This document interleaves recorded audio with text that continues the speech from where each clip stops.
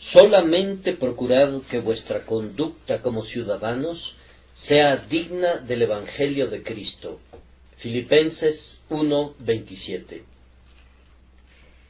La palabra conversación no significa simplemente hablar o platicar con otras personas, sino también comprende todo el curso de nuestra vida y de nuestro comportamiento en el mundo. La palabra griega significa las acciones y los privilegios de ciudadanía, y nosotros debemos darle forma a toda nuestra ciudadanía, a todas nuestras acciones como ciudadanos de la Nueva Jerusalén, para que sean dignas del Evangelio de Cristo. Observen, queridos amigos, la diferencia entre las exhortaciones de los legalistas y las del Evangelio.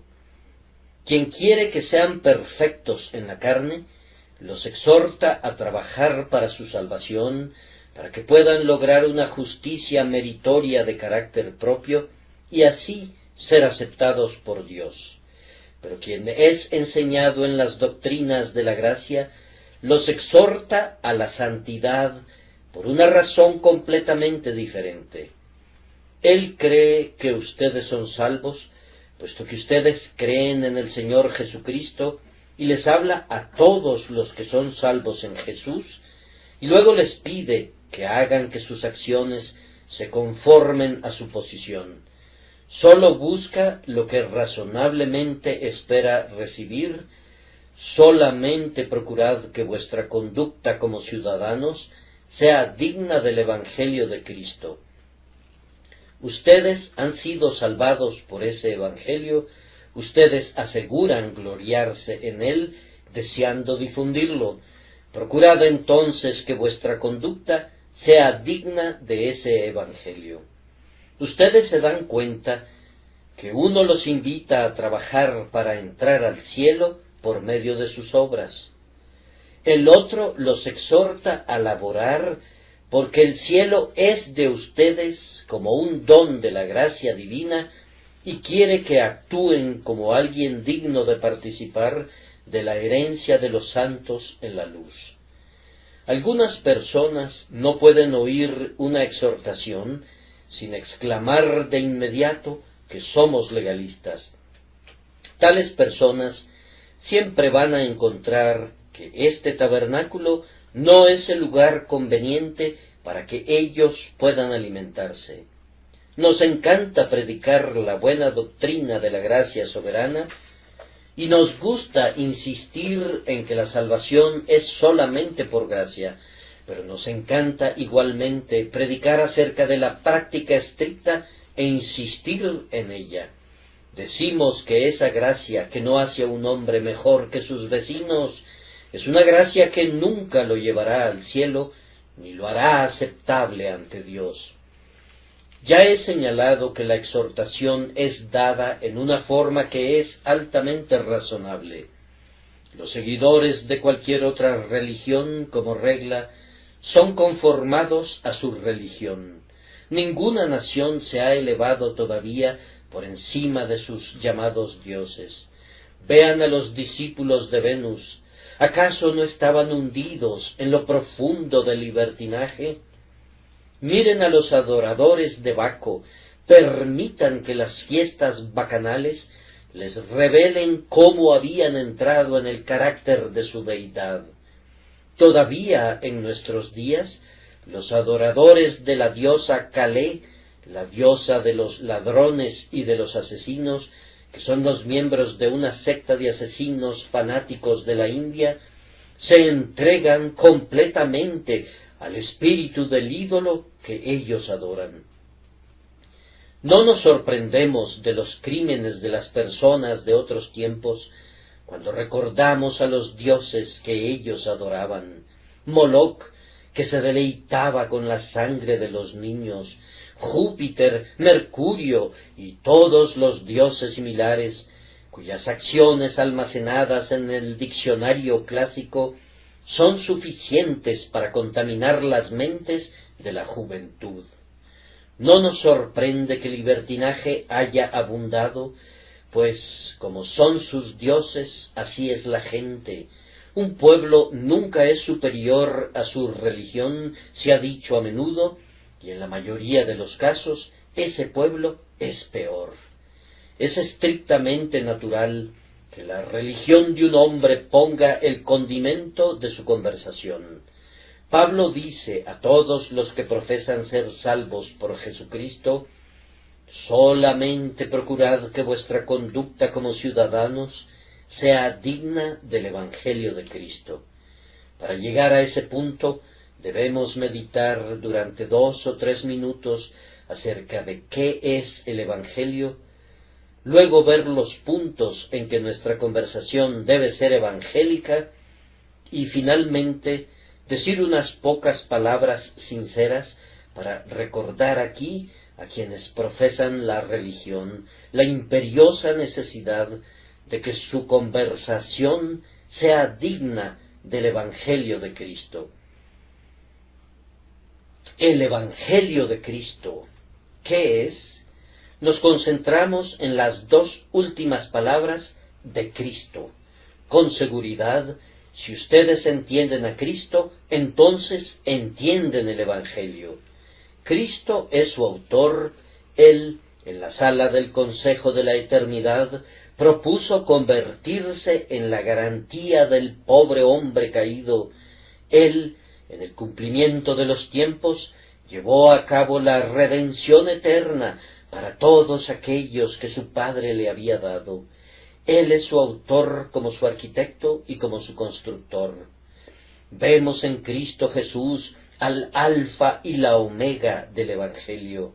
Él ha provisto del tesoro de su gracia todo lo necesario para hacer que el Evangelio sea el Evangelio de nuestra salvación.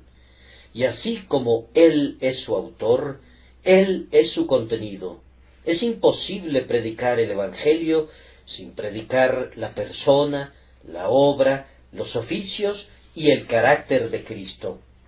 Si se predica a Cristo, entonces el Evangelio es promulgado, y si se pone a Cristo en segundo plano, entonces ningún Evangelio es declarado.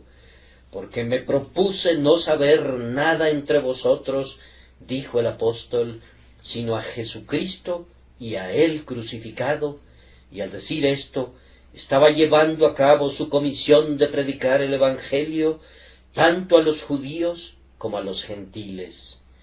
El compendio, la médula, el meollo, lo que los antiguos puritanos llamaban la quinta esencia del Evangelio, es Cristo Jesús. Así que cuando terminamos de predicar el Evangelio, podemos decir: el punto principal de lo que venimos diciendo es que tenemos tal sumo sacerdote, y podemos verlo y referirnos a Él en el pesebre, en la cruz, en su resurrección, en su segunda venida. Él que reina como príncipe de los reyes de la tierra, sí, apuntar a Él en todas partes como la suma total del Evangelio. También es llamado el Evangelio de Cristo porque Él es quien lo completará. Él dará el toque final a la obra, así como fue Él quien puso los cimientos. El creyente no comienza en Cristo y luego busca la perfección por sí solo. No, conforme corremos la carrera celestial, estamos todavía mirando a Jesús. Como su mano arrancó al principio el pecado que tan fácilmente nos asedia y nos ayudó a correr la carrera con paciencia, así esa misma mano sostendrá la rama de olivo de la victoria, que luego formará parte de la guirnalda de gloria que pondrá alrededor de nuestra frente. Es el Evangelio de Jesucristo, es su propiedad, da gloria a su persona, es dulce con el sabor de su nombre. Por todos lados muestra las huellas de sus dedos artísticos. Si los cielos son la obra de los dedos de Dios, y la luna y las estrellas existen por su mandato, lo mismo podemos decir de todo su plan de salvación. absolutamente todo Él, gran Jesús, es tu obra, y por tu mandato se mantiene firme. Pero también es el Evangelio de Jesucristo, y aunque esto ha sido explicado cientos de veces, no estará fuera de lugar hacerlo de nuevo. Son las buenas noticias, el buen tiempo de Jesucristo, y son enfáticamente buenas noticias porque limpia el pecado, el peor pecado sobre la tierra. Mejor aún, barre con la muerte y el infierno. Cristo vino al mundo para llevarse sobre sus hombros al pecado muy lejos y lanzarlo al mar rojo de su sangre de la expiación. Cristo, el chivo expiatorio, tomó el pecado de su pueblo sobre su cabeza y lo llevó lejos al desierto del olvido, donde, si fuera buscado, nunca podría ser encontrado. Estas son buenas noticias, porque afirma que el cáncer que carcome los puntos vitales de la humanidad ha sido curado, que la lepra que ha cubierto aún al propio rostro de la humanidad ha sido suprimida. Cristo ha preparado un torrente mejor que el río Jordán, y dice ahora a los hijos de los hombres: ve, lávate y serás limpio. Además de eliminar el peor de los males, el Evangelio es buenas noticias, porque trae consigo la mejor de las bendiciones. ¿Qué es lo que hace sino dar vida a los muertos? Abre labios que son mudos, oídos que son sordos, y quita el sello de ojos que están ciegos. ¿Acaso no hace de la tierra la morada de la paz? ¿No ha cerrado las puertas del infierno para los creyentes, y no ha abierto las puertas del cielo a todos aquellos que han aprendido a confiar en el nombre de Jesús? Buenas noticias. Esa palabra buenas tiene un doble significado cuando se aplica al Evangelio de Jesucristo. ¿No podían tener mejor ocupación los ángeles cuando fueron y lo anunciaron? Y dichosos los hombres que se dedican y se desgastan en la proclamación de tan buenas noticias de gran gozo. Dios es reconciliado, en la tierra paz. Gloria a Dios en las alturas, paz entre los hombres de buena voluntad. Dios es glorificado en la salvación, los pecadores son librados de la ira venidera, y el infierno no recibe las multitudes de hombres, sino por el contrario, el cielo se llena de una muchedumbre incontable de redimidos por la sangre. Son buenas nuevas también, porque es algo que no pudo ser inventado por el intelecto humano. Fueron buenas noticias para los ángeles. No han cesado todavía de maravillarse por eso, todavía están allí mirando al propiciatorio y deseando saber más acerca de él. Serán noticias en la eternidad. Estaremos cantando con arrobamiento y sorpresa su misericordia en los cielos. Las buenas noticias, dichas sencillamente en pocas palabras, son justamente estas: que Dios estaba en Cristo reconciliando al mundo consigo mismo, no tomándoles en cuenta sus transgresiones. Porque de tal manera amó Dios al mundo, que ha dado a su Hijo unigénito, para que todo aquel que en él cree no se pierda, mas tenga vida eterna. Fiel es esta palabra y digna de toda aceptación, que Cristo Jesús vino al mundo para salvar a los pecadores. Suficiente, pues, en cuanto al tema de qué es el Evangelio. Ahora no voy a hablarles a quienes no le dan la bienvenida al Evangelio. Les hablaré en otro momento. Ruego a Dios que les ayude a creerlo, pero tengo que hablar en especial a los creyentes. El texto dice que debemos hacer que nuestra conversación sea digna del Evangelio. Entonces, ¿qué tipo de conversación debemos tener? En primer lugar, el Evangelio es muy sencillo. No tiene adornos, no está saturado de ornamentos engañosos. Es sencillo. Ni mi mensaje ni mi predicación fueron con palabras persuasivas de sabiduría. Es grandemente sublime en su sencillez. Que así sea el cristiano. No es conveniente que el ministro cristiano se vista de azul y grana y lino fino y vestimentas ceremoniales y sotanas, pues todo pertenece al anticristo y son descritos en el libro de Apocalipsis como las marcas ciertas de la ramera de Babilonia. No le conviene al hombre cristiano o a la mujer cristiana ser culpables de pasar horas y horas en el adorno de sus personas.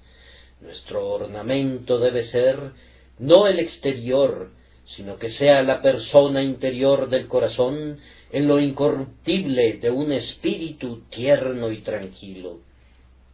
Nuestras maneras, nuestro hablar, nuestra forma de vestir, todo nuestro comportamiento deben tener esa sencillez que es verdaderamente el alma de la belleza. Esos que se esfuerzan por hacerse admirables en su apariencia por medio de ornamentos engañosos, se extravían en el camino. La belleza se adorna a sí misma y está mejor adornada cuando no tiene ningún adorno. El hombre cristiano debe ser sencillo en todos los aspectos. Pienso que donde quiera que encuentres uno, deberías saber de inmediato que es cristiano. No debería ser como esos libros que no puedes entender a menos que alguien te explique todas esas palabras difíciles. El cristiano debe ser un hombre transparente como Natanael, un verdadero israelita en quien no hay engaño. El hombre que entiende el espíritu de su Señor es, como Cristo, un niño hombre, un hombre niño. ¿Saben ustedes que lo llamaban ese santo niño Jesús? Así debe ser nuestro comportamiento, recordando que si no os volvéis y os hacéis como los niños, que son eminentemente sencillos y sin complicaciones, no podremos entrar al reino de los cielos. A continuación, si queremos que nuestra conversación sea digna del Evangelio, debemos recordar que el Evangelio es preeminentemente verdadero. No hay nada en el Evangelio que sea falso, sin ninguna mezcla, nada agregado como un argumento para el hombre, para captar el interés popular. Dice la verdad desnuda, y si a los hombres no les gusta, el Evangelio no puede evitarlo, pero dice la verdad. Es oro libre de impurezas, agua pura sin mezcla. Así debe ser el cristiano. Debe hacer que su conversación sea verdadera. Los santos son hombres de honor, pero a veces, hermanos, pienso que muchos de nosotros hablamos demasiado para decir simplemente la verdad. No sé cómo puede la gente sacar cada mañana gruesos periódicos con tantas noticias como si todo fuera verdad. Supongo que deben incluir un poco de relleno para completar el tiraje, y mucho de ese relleno es de un material muy pobre. Y la gente que habla y habla y habla no puede moler todo el grano. Seguramente debe ser, al menos en parte, afrecho ordinario. Y en la conversación de un buen número de cristianos que profesan, ¿cuánto no hay de escándalo, para no mencionar la difamación expresada en contra de otros cristianos? ¿Cuánta falta de caridad, cuánta falsedad voluntaria es expresada por gente que profesa el cristianismo, porque a menudo a la reprensión recibida no se le presta la suficiente atención y luego se repite de manera descuidada sin importar si la repetición es verdadera o no. Los labios del cristiano deben conservar la verdad cuando la falsedad se derrama de los labios de todos los demás hombres. Un cristiano no necesita hacer un juramento nunca, porque su palabra es tan buena como un juramento. Un sí debe ser sí, y su no, no. Debe vivir y hablar de tal manera que tenga muy buena reputación en toda la sociedad, no tanto por la suavidad de sus maneras, como por la veracidad de sus expresiones. Muéstrenme a un hombre que sea un mentiroso habitual o frecuente, y me estarán mostrando a un hombre que tendrá su porción en el agua hirviendo de fuego y azufre. No me importa a cuál denominación cristiana pueda pertenecer, si un hombre dice lo que no es, estoy seguro que no pertenece a Cristo. Y es muy triste saber que en todos los grupos hay algunos que tienen esta grave falta deplorable, que no se puede confiar en lo que dicen. Que Dios nos libre de eso. Nuestra conversación debe ser digna del Evangelio de Cristo y entonces invariablemente será verdadera.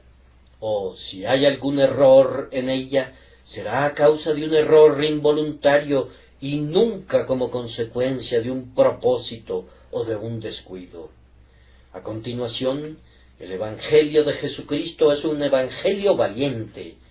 Es completamente lo contrario de esa cosa bonita llamada caridad moderna. El último demonio creado es la caridad moderna. La caridad moderna pasa a nuestro alrededor con su sombrero en la mano y dice: ustedes están bien, todos ustedes están bien, ya no discutan más. El sectarismo es una cosa horrible, desháganse de él,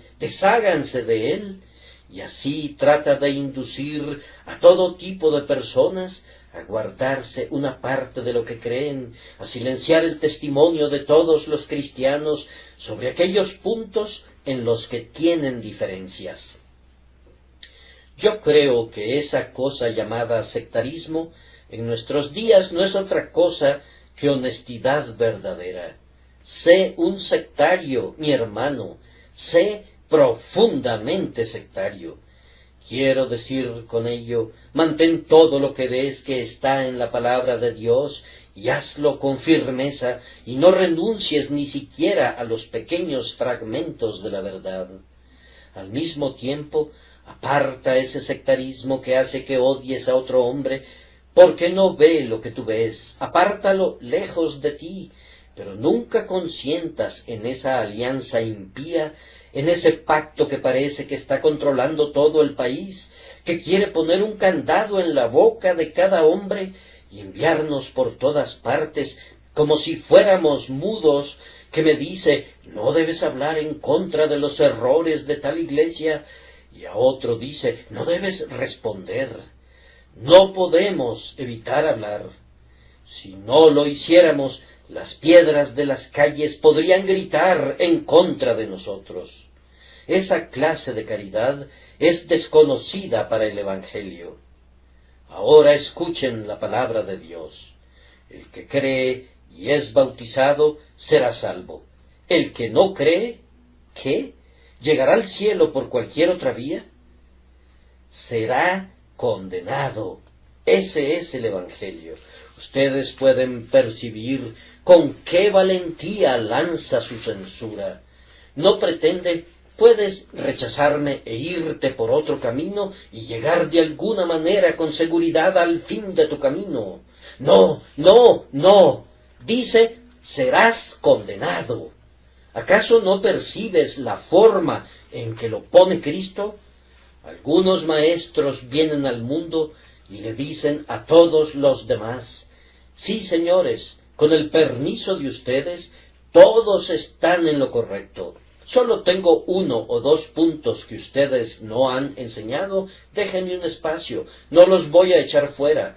Puedo estar en el mismo templo con ustedes. Pero oigan lo que dice Cristo: Todos los que vinieron antes de mí eran ladrones y asaltantes, pero las ovejas no les oyeron. Oigan lo que su siervo Pablo dice: pero aun si nosotros mismos o un ángel del cielo os anunciara un evangelio diferente del que os hemos anunciado, ¿qué, pues? ¿Que sea disculpado de su error? No, sino que sea anatema. Ahora, ese es un lenguaje muy fuerte, pero observen que así es justamente como debe vivir el cristiano. Así como el Evangelio es muy valiente en lo que tiene que decir, que así sea siempre también el cristiano. Me parece que vivir de una manera digna del Evangelio es siempre una forma valiente e intrépida de vivir. Algunas personas van arrastrándose por el mundo como si le pidieran permiso a algún gran hombre para vivir. No conocen sus propias mentes, toman sus palabras salidas directamente de sus bocas y las miran y solicitan de uno o dos amigos: ¿qué piensas de estas palabras? Y si estos amigos las censuran, las guardan y no las vuelven a mencionar. Como agua mala, no tienen médula espinal. Ahora Dios ha hecho que los hombres caminen erectos, y es una cosa noble que un hombre se pare derecho sobre sus pies, y es todavía una cosa más noble que un hombre afirme que en Cristo Jesús ha recibido esa libertad que es verdaderamente libertad, y por lo tanto no será esclavo de ningún hombre. Oh Jehová, dice David, soy tu siervo, tú rompiste mis cadenas. Feliz el hombre cuyas cadenas han sido rotas. Que tus ojos sean como los ojos de un águila, sí, más brillantes aún, que nunca sean opacados por los ojos de otro hombre. Que tu corazón sea como el corazón de león, sin ningún miedo, excepto de ti mismo. Sin que me importe yo mismo, un hombre agonizante, la estima de los hombres agonizantes. Yo debo vivir como si Dios me ve, como creo que debo vivir, sin importar que los hombres digan lo mejor o lo peor, pues todo eso será para ti como el chirrido de un grillo al ponerse el sol. ¿Quién eres tú para que le tengas miedo a un hombre que va a morir, o al Hijo del Hombre que no es sino un gusano? No temas a los hombres, sé fuerte, sé valiente, pues sólo así tu conversación será digna del Evangelio de Cristo. Asimismo, el Evangelio de Cristo es muy tierno. Óiganlo hablar. Venid a mí, todos los que estáis fatigados y cargados, y yo os haré descansar. He aquí el espíritu de su fundador no quebrará la caña cascada, ni apagará la mecha que se está extinguiendo. Más aún, el mal carácter, dar coscorrones en la cabeza a la gente, ofenderse por una palabra, todo esto es contrario al Evangelio. Hay algunas personas que parecen haber sido amamantadas con vinagre, y cuyo aspecto en su totalidad va mejor con el Sinaí que con Sión.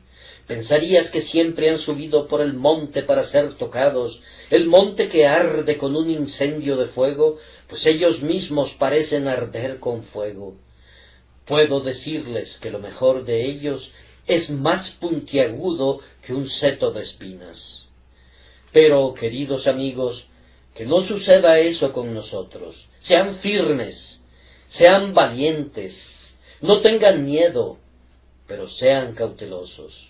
Si tienen el corazón de un león, tengan la mano de una dama, que haya tal ternura en su comportamiento que los niños no sientan ningún temor de acercarse a ustedes, y que el publicano y la ramera no se vayan huyendo por su hostilidad, sino que reciban una invitación por la ternura de sus palabras y de sus hechos. De la misma manera, el Evangelio de Cristo está lleno de amor. Es el mensaje del Dios de amor a la raza caída y perdida. Nos dice, porque de tal manera amó Dios al mundo, que ha dado a su Hijo unigénito, para que todo aquel que en él cree no se pierda, mas tenga vida eterna. Proclama en cada palabra su gracia, que nos amó y quien se dio a sí mismo por nosotros. Nadie tiene mayor amor que este, que uno ponga su vida por sus amigos. Esta misma mente que estaba en Cristo Jesús debe morar ricamente en nosotros. Su último mandamiento a sus discípulos fue, que os améis unos a los otros. Quien ama es nacido de Dios, mientras que sin esta gracia no importa nuestra opinión de nosotros mismos o lo que otros piensen de nosotros, somos realmente a los ojos de Dios solo bronce que resuena o un címbalo que retiñe. ¿No es esta una época en que haríamos bien en dirigir nuestra atención a la flor del paraíso? La atmósfera de la Iglesia debería fortalecer esta planta celestial a su perfección más elevada. El mundo debería señalarnos y decir, miren cómo estos cristianos se aman unos a otros, no de palabra ni de lengua, sino de hecho y de verdad. No me importa ese amor que me llama mi queridísimo hermano, y luego, si difiero en sentimiento o en práctica, me trata como un cismático, me niega los derechos de hermandad, y si no me suscribo a una contribución forzada e impuesta para recoger fondos, se apodera de todos mis bienes y los vende en nombre de la ley, el orden, la Iglesia y Cristo. De todo ese amor fingido, líbranos, Señor. Oh, pero que haya una unión real y de todo corazón y amor a todos los santos, que nos demos cuenta del hecho que somos uno en Cristo Jesús. Al mismo tiempo, oren pidiendo más amor para todos los hombres. Debemos amar a todos los que nos oyen, y el Evangelio debe ser predicado por nosotros a todas las criaturas. Odio al pecado en cualquier parte, pero amo y deseo amar cada vez más, cada día, a las almas de los peores hombres, de los más viles de los hombres. Sí, el Evangelio habla de amor, y debo transpirarlo en todo lo que hago y todo lo que digo. Si nuestro Señor fue el amor encarnado, y nosotros somos sus discípulos, que todos nos conozcan y sepan que hemos estado con Jesús y hemos aprendido de Él. El Evangelio de Cristo es también el Evangelio de misericordia, y si un hombre quiere actuar como es digno del Evangelio, debe ser un hombre misericordioso. ¿Lo estoy viendo? Está orando. Ha estado en la mesa de la comunión y ha estado tomando el vino que representa la sangre del Salvador. ¡Qué buen hombre es! Véanlo el día lunes. Tiene a su hermano agarrado del cuello y diciéndole, «Paga lo que debes». ¿Acaso eso es digno del Evangelio de Cristo? Allí está sentado, va a dar su contribución a una obra de caridad, pero va a explotar a su costurera, se va a engordar con su sangre y sus huesos, va a apoderarse de los pobres si puede, y los va a vender, y se los va a comer como si fueran pan, y sin embargo, al mismo tiempo, como pretexto, hacen largas oraciones. ¿Acaso esto es digno del Evangelio de Cristo? No lo considero así. El Evangelio de Cristo es misericordia, generosidad, liberalidad.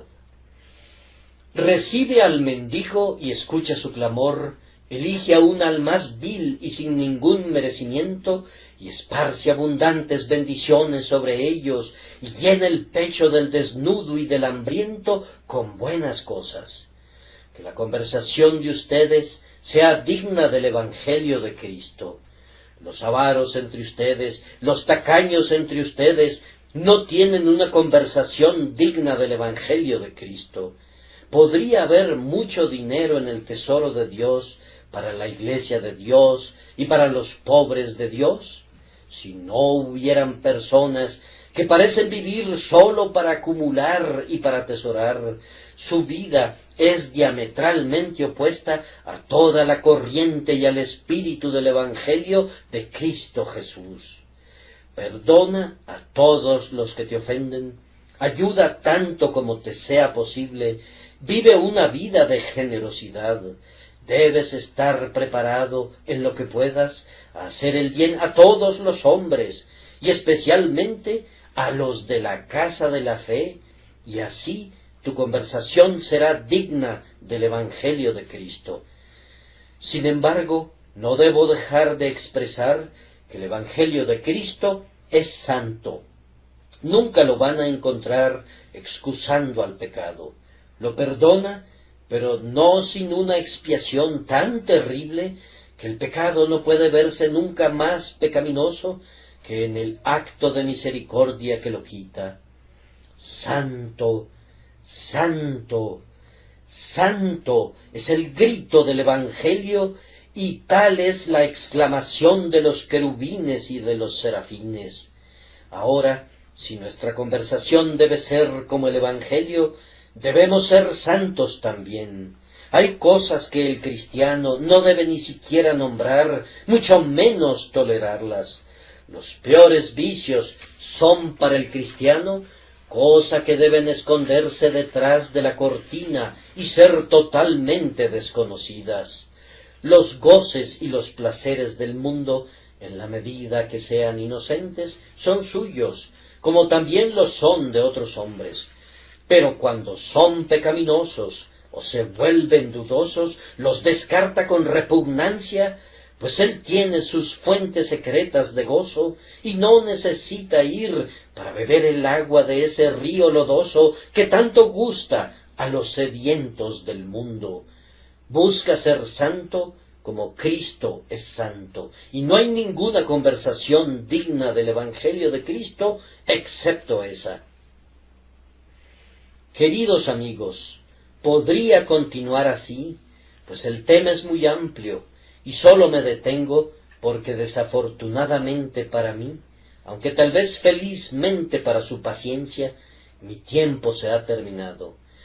Habiendo simplemente indicado lo que debe ser la vida cristiana, debo implorarles en pocas palabras que por el poder de Dios el Espíritu Santo busquen adecuar sus vidas de esa manera. Podría mencionar muchas razones. Solo voy a darles una o dos. La primera es, si no viven una vida así, harán que sus hermanos, que son inocentes de su pecado, sufran. Este debería ser un motivo lo suficientemente poderoso.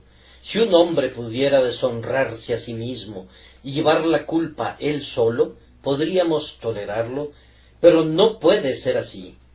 Digo, Señor, que si te ven intoxicado, o si saben que caes en un pecado de la carne, vas a convertir la vida de cada pobre jovencita en la iglesia más difícil de lo que ya es, y cada joven que tiene que soportar la persecución sentirá que has puesto un aguijón en las flechas de los impíos que de otra manera no tendrían municiones. Pecas en contra de la congregación del pueblo de Dios. Sé que hay algunos aquí presentes que tienen que sufrir mucho por causa de Cristo. La burla suena en tus oídos desde la mañana hasta la noche y aprendes a soportarlo virilmente, pero es muy difícil que te puedan decir, mira fulano de tal, es un miembro de una iglesia y mira lo que hizo. Todos ustedes son un grupo de hipócritas. Ahora, mis queridos amigos, ustedes saben que eso no es verdad. Ustedes saben que hay muchas personas en nuestras iglesias de quienes el mundo no es digno. Los excelentes, los devotos, los que se asemejan a Cristo, no pequen entonces en razón de ellos para no afligirlos y vejarlos cruelmente. Asimismo, ¿acaso no ven cómo hacen sufrir a su Señor, puesto que ellos no solamente dejan sus pecados en la puerta correspondiente, sino que afirman que eso resulta de su religión. Si ellos imputaran la necedad al necio, no me importaría, pero ellos la imputan a la sabiduría que debió convertir al necio en sabio si hubiera podido aprender. Lo pondrán en mi puerta, eso no importa mucho, hace mucho tiempo perdí mi carácter, pero no puedo soportar que lo pongan a la puerta de Cristo, a la puerta del Evangelio. Cuando mencioné hace unos momentos que yo he perdido mi carácter, quise decir simplemente esto, que el mundo me desprecia y no quisiera que fuera de otra manera, que así sea. No hay ningún amor perdido entre nosotros. Si el mundo odia al ministro de Cristo, solo puede decir que desea que nunca pueda heredar la maldición de quienes aman al mundo. El amor del Padre no está en él. Sin embargo, siempre ha sido el destino del verdadero ministro cristiano ser el blanco de la calumnia, y sin embargo, él se gloría en la cruz con toda su vergüenza. Pero sé, queridos amigos, que no quisieran ninguno de ustedes que yo soportara los reproches de sus pecados, y sin embargo, tengo que hacerlo a menudo, no tan a menudo para algunos, aunque sí para otros. Hay personas a quienes debo decirles, aun con lágrimas en mis ojos, que son los enemigos de la cruz de Cristo, y algunos otros a quienes arrebatamos del fuego, odiando hasta la ropa contaminada por su carne, pero que acarrean un triste deshonor sobre nosotros, sobre el ministerio, sobre el Evangelio y sobre el propio Cristo. ¿No quieren hacer eso al menos? Espero que no. Entonces, que su conversación sea digna del Evangelio de Cristo. Y luego recuerden, queridos amigos, que a menos que su conversación sea así, derribarán todo el testimonio que han dado acerca de Cristo. ¿Cómo pueden creerles sus alumnos de la escuela dominical cuando ven que sus acciones contradicen su enseñanza? ¿Cómo pueden sus propios hijos en el hogar creer en su religión cuando ven la impiedad de su vida? Los compañeros trabajadores de la fábrica no podrán creer en su asistencia a reuniones de oración cuando los ven caminando de manera inconsistente en medio de ellos. Oh, la gran cosa que la Iglesia necesita es más santidad. Los peores enemigos de la Iglesia no son los infieles. Realmente uno no sabe quiénes son los infieles en nuestros días. Son tan insignificantes, son tan pocos, que uno tendría que salir de cacería para encontrarlos. Pero los peores enemigos de la Iglesia son los hipócritas, los formalistas, los que profesan solamente de palabra, los que siguen de manera inconsistente su camino. Ustedes, si hay algunos aquí presentes, derriban los muros de Jerusalén, abren sus puertas para que entre el enemigo, y en lo que a ustedes respecta, ustedes sirven al diablo. Que Dios los perdone, que Dios los perdone, que este atroz pecado les sea lavado, que sean traídos en humildad a los pies de la cruz para aceptar la misericordia que al menos hasta ahora ustedes han rechazado. Es molesto pensar cómo hay personas que se atreven a permanecer como miembros de iglesias cristianas y aún apoderarse de un púlpito cuando están conscientes que su vida privada es detestable. Oh, ¿cómo pueden hacer eso? ¿Cómo es posible que sus corazones se hayan vuelto tan duros? ¿Qué? ¿Acaso el diablo los ha hechizado? ¿Ha logrado el diablo que dejen de ser hombres para convertirlos también en diablos? Que se atrevan a orar en público, tomar la Santa Cena y administrar las ordenanzas, mientras sus manos están sucias y sus corazones no están limpios y sus vidas están llenas de pecado. Los exhorto a aquellos cuyas vidas no sean consistentes que renuncien a su profesión, o de lo contrario, vivan sus vidas como debe ser, porque el Espíritu Eterno que todavía tiene su aventador en su iglesia, aventará la paja y dejará solamente el buen trigo dorado sobre el piso. Y si ustedes saben que están viviendo en algún pecado, que Dios les ayude a lamentarlo y a odiarlo, y que vayan a Cristo con ese pecado de inmediato, que se acerquen, le laven sus pies con sus lágrimas, que se arrepientan sin ningún fingimiento, para comenzar de nuevo, en su fuerza, una nueva vida que sea digna del Evangelio. Me parece que oigo a alguna persona impía que dice: como yo no hago ninguna profesión de fe, yo estoy bien. Ahora bien, escúchame, querido amigo, escúchame. Tengo una palabra para ti. Un hombre es presentado ante los magistrados y dice: nunca he afirmado que soy un hombre honesto. Oh, dice el magistrado, entonces te condeno a 6 meses de cárcel, pues ven que es un villano descarado. ¿Y tú qué dices? Oh, nunca he hecho una profesión de fe. Pues por ponerte en ese terreno, tú mismo te colocas entre los condenados. Pero algunas personas hacen alarde de esto. Nunca he hecho una profesión de fe. ¿Acaso nunca has hecho una profesión de cumplir tu deber para con tu Hacedor? ¿Nunca has hecho una profesión de ser obediente al Dios en cuyas manos está tu aliento? ¿Nunca has hecho una profesión de ser obediente al Evangelio? Pues entonces tu juicio será muy corto, tendrá muy poca duración cuando seas juzgado al fin. No se necesitarán testigos, pues nunca hiciste una profesión, nunca pretendiste ser justo. ¿Qué pensarías de un hombre que dijera: bien, yo nunca he profesado decir la verdad? Otro dice: yo nunca he profesado ser casto. Entonces tú dirías: alejémonos de la compañía de este individuo, ya que evidentemente nada bueno puede salir de él, ya que no es bueno ni para hacer una profesión. Digo esto de una manera muy fuerte para que lo recuerden. Les pido que vayan a casa y simplemente mediten en esto. Nunca he hecho una profesión de ser salvo. Nunca he hecho una profesión de arrepentirme de mis pecados, y por lo tanto, cada día estoy haciendo la profesión de ser enemigo de Dios, de ser impenitente, de no ser un creyente. Y cuando el demonio venga por los suyos, él me va a reconocer, pues hago la profesión de ser uno de los suyos, al no hacer una profesión de Cristo.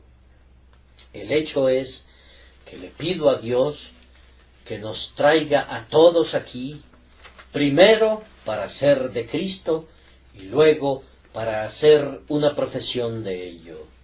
Oh, que el corazón de ustedes pueda ser lavado con la sangre de Cristo y luego, habiéndole dado ese corazón a Cristo, darlo al pueblo de Cristo. El Señor bendiga mis palabras por Cristo Jesús. Amén.